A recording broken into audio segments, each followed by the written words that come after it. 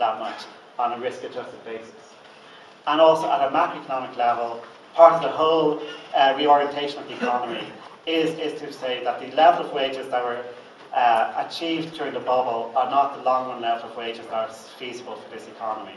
And given that the number one policy issue now is fighting high unemployment, it's a lot better to have some public sector pay cuts than more and more redundancy schemes in the public sector. My other main point here is about policy making under uncertainty. That we don't know the scale of the recession.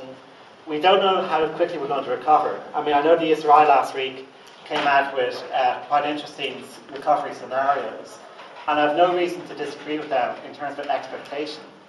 But we also have to allow, one of the lessons of the crisis is allowing for disasters, allowing for the fact the world may be worse than we thought it would be. And also, I'll come to that. I've done that, this one. So, one of the reasons why most of the risk is downside risk. One is, there's lots of disputation about the recovery of the world economy. I know there are central scenarios where the world economy will recover quite well, but with the scale of the financial crisis, it's not super clear what's going to happen. And for the Irish economy, we have our own special circumstances. The banking crisis, we don't know yet what is the fiscal cost of that, and we know we have disagreements here about how costly it will be. But also, and to me this is the number one issue, is the funding environment for sovereign debt is really unclear. I mean, beyond the panic we saw at the end of last year and the early part of this year, which I think is subsiding and spreads are coming down, that may well resurge as more and more countries issue debt. And then longer term is that, if we think in the recovery phase, there's going to be more inflation risk than deflation risk, and to the extent the scale of public debt is very high, we may well turn around in the next 5 years from really low interest rates today to quite high interest rates. So the spread may be that we may have a low spread vis-a-vis Germany, but if the global interest rates are 4 or 5 percentage points, the funding costs are going to be high. So to me, there's plenty of downside risk, which tells me that the right approach to fiscal policy is to err on the side of caution. I mean, if it turns out that tax revenues are better than we forecast, there's lots of public debt there we need to pay down. We have a lot more future fiscal obligations, solving the pension problem, solving the healthcare costs of an aging population. That there's plenty of reasons to be paying down the public debt, and so it's much better to have a scenario which does not rely on fast economic recovery.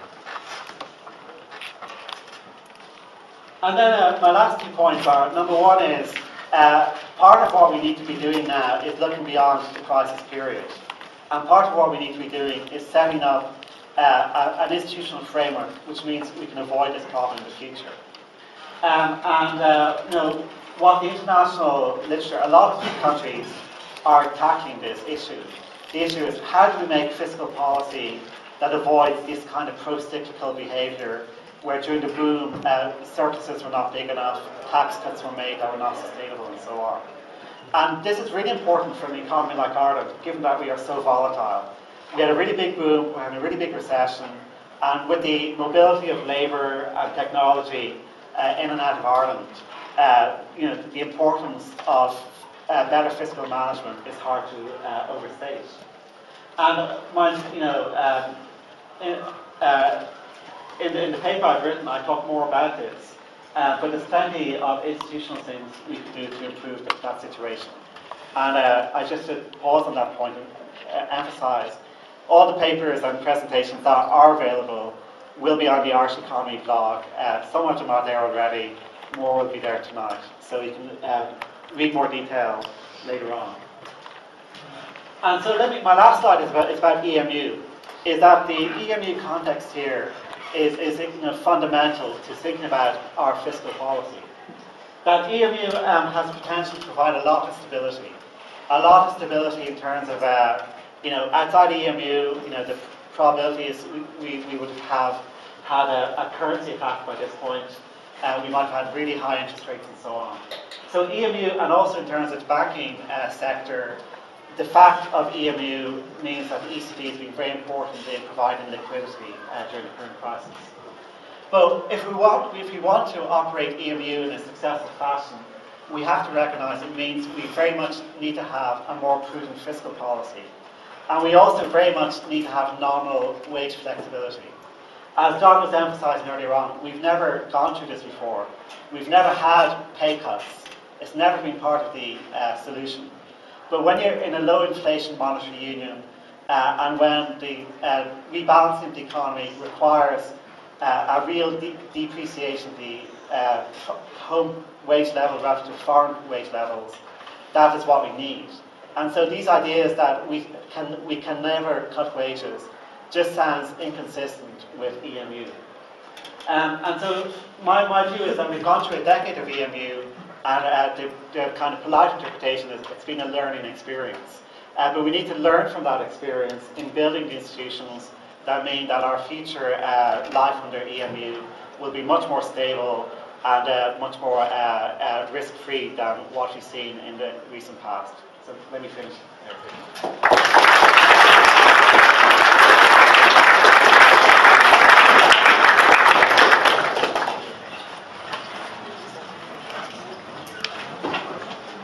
So that was an absolutely masterful overview, Philip. I suggest we go straight to questions and that we go back to our pre-rebellion system. Is that okay? So we'll gather the questions up first. Yeah. I can write down the questions. Okay. Okay, so I see lots of hands up. Liam? In the context of decreasing nominal wages, could you just make some comments about the real value of household debt and whether that has any fiscal implications? Yes, Jim. Jim O'Leary, NUI Galway. Philip, the Department of Finance medium-term fiscal plan adopts a target for next year's deficit of 10.25% of GDP, which is the same as their target for 2009. Do you think that's low enough? And if not, what would you set that? Okay, another question here in the middle. And again, if you could just identify yourself. I'm John Wise, I'm just a student. Don't say just a student. To what extent do you think there's a trade-off between like tax rates going up in 2010 and the impact that has on the behaviour of high earners and the return to competitiveness, so sort of short-term, long-term trade-offs? Okay, another question over here.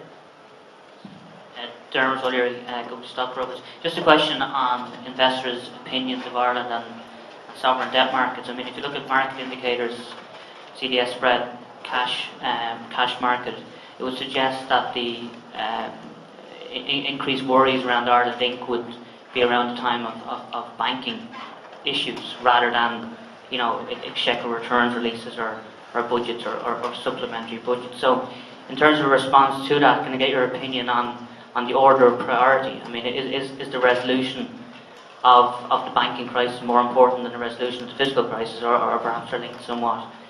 And in a related point, and I'm sure Patrick will have some views on it as well, you talked about implementation policy in relation to fiscal issues. Is there implementation policy in relation to resolutions of banking crisis in the context of the size of the scheme that we've announced? Karl has a question down in the front. Yeah, I just wanted to ask Philip about the December 2010 budget. I think most economists of whatever stripe have a preference for tax systems that are as simple as possible. That, you know, in terms of raising, if you have to raise a given amount of income, to do so in as simple as possible way. And one of the unfortunate aspects of dealing with the problem in the way we have had to is, you know, our tax system now has this plethora of levies and cut-off points, and the December 2010 budget obviously offers an opportunity to get around that. I wonder if Philip have any thoughts on what can be done. I mean, one opportunity would be to go for something somewhat radical. For instance, I think a lot of economists are in favour of a sort of flat tax type system with maybe a substantial exemption.